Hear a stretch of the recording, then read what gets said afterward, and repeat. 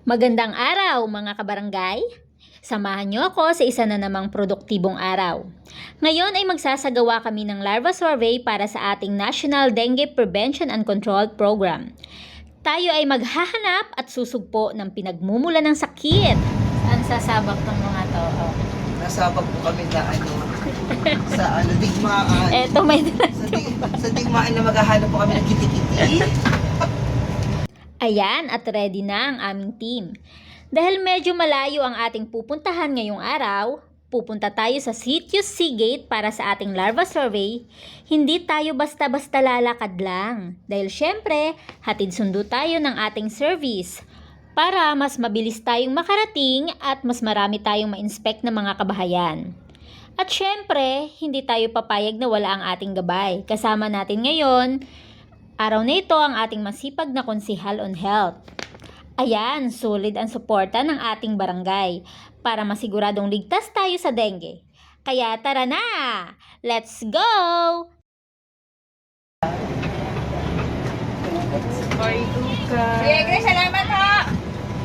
Para kayo pag-uwi natin. Sige. Wala kayo pagalaw. Apa, sige po, tatawag na lang po. Thank you, Kuya Egroy! Salamat po. So kahit malayo ang sityo, hindi ito hadlang para sa aming mga BHW. Mahalaga na bawat sulok ng ating barangay ay maabot ng ating serbisyo at kampanya laban sa lamok. Ang goal natin ngayong araw ay hanapin ang mga breeding site o yung mga lugar na pwedeng pangitlugan ng mga lamok. Alam nyo ba na kahit sa maliit na takip ng bote na may tubig, pwedeng mabuhay ang mga lamok na may dalang dengue? Kaya paalala sa ating mga kapitbahay, huwag hayaang nakatiwangwang ang mga gamit na pwedeng mapuno ng tubig ulan. So ayan na nga, no, ang una naming nakita ay itong lona na ito na merong na-stack na tubig ulan. Kaya ayan, sinubukan naming tingnan kung meron siyang kiti-kiti. Pero okay naman at wala. Negative. Pero paalala pa rin kapag may mga ganito, lagi nating titingnan kung merong nakastack na tubig sa ating mga lona. So sa pangalawang bahay, eto na nga. Ayan na nga, kita nyo ba yan?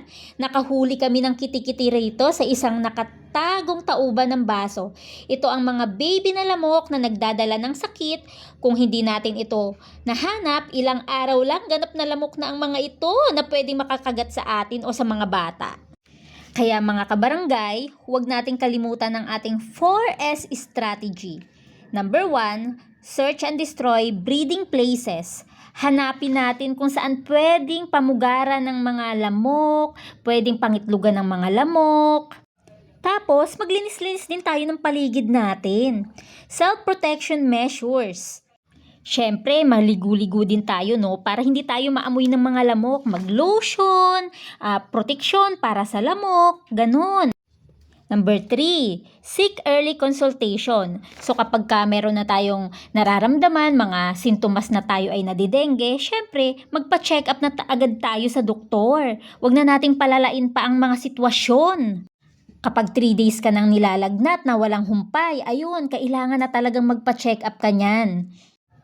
Number 4, say yes to fogging. Ito ay kung mayroong outbreak, kung halimbawa sa ating lugar ay mayroon ng talagang maraming nadidengge. So, kailangan tulong-tulong tayo na maglinis kasi baliwala ang fogging kapag hindi malinis ang ating lugar. Sa mga oras na ito, halos pauwi na kami pero heto na nga at humabol pa itong isang timba ng kiti-kiti. Ewan ko ba kung bakit hindi nila nakita ito. Ayan, napakadaming kiti-kiti. Halos nasa tabing daan lang naman ito. Hindi lang na video pero ito itinapon namin sa mainit na lugar para mamatay yung kiti-kiti. Naku, mga kabarangay, pasensya na po at mukhang mapaparami ang kain ko ngayon. Talagang humingi ng extra rice ang tiyan ko. Gutom na gutom ang inyong BHW. Kaya heto, tapos na ang busugan, oras na para sa hugasan. Tulong-tulong kami rito para iwanang malinis ang lugar na pinagkainan namin. Gaya ng paghahanap namin ng kiti-kiti kanina, dapat pati sa kusina, iwas imbak tayo ng maduming pinagkainan para iwas lamok at iwas ipis din. Ganito talaga ang tunay na BHW all around. Marunong mag-survey, marunong lumaban sa dengue at syempre, expert din sa paghuhugas ng plato. Walang kiti-kiti, walang dumi. Natapos din ang aming survey para sa araw na ito. Pagod pero masaya dahil alam naming ligtas ang ating komunidad. Maraming salamat sa mga nakiisa at nagpapatuloy sa paglilinis ng kanilang bakuran. Laging tandaan, ang kalinisan ay panlaban sa sakit. At dahil tapos na ang lahat ng trabaho at ligpitan, syempre hindi mawawala ang ating victory dance. Sinisigawin, hakbang mo'y diretsyo, walang alinlangan. Sa bawat galaw mo, bagsak ang dahilan. Kumpas ng musika, hawak mo ang sandali. Isang tingin mo lang, ako'y bumibigay din. Wala nang salitang kailangan pa. Sayaw mo pa lang, sagot na sa lahat.